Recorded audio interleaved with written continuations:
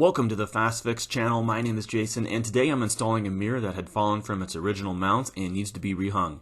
This is a short video because this is a very simple process and something you can do yourself. Okay, let's get started. This mirror had originally been hung using an adhesive strip of some sort and a flimsy metal bracket that had been stapled to the drywall, as you can see from the small holes just above the backsplash. We're going to fix all that with a very easy solution that's common in mirror installation. We're going to use construction adhesive specifically designed to hang mirrors. Before we do that, let's take a look at the counter area and see what we need to do to prep for the mirror. Most importantly, you're going to need a way to support the mirror after you've hung it. As you see here, I've cut these blocks of wood to conform around the backsplash of the counter. Basically, you'll need to figure out a way to support the mirror at the height that you want it. Use some creative thinking to accomplish this, but keep it simple. You just need a temporary system that will support the mirror. Next, using a measuring tape, find the center point on your countertop. This is where you want the center point of the mirror to line up with.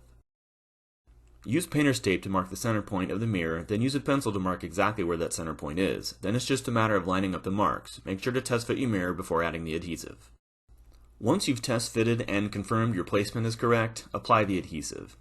I'm going a little overboard with adhesive, and maybe this is because the mirror has fallen in the past and I want to make sure it stays fixed to the wall, but in any case, 4 to 5 good dabs of adhesive should be all you need. As you see here, I did 3 rows of 4 dabs. Now it's time to install the mirror. Just be careful as you put the mirror into place.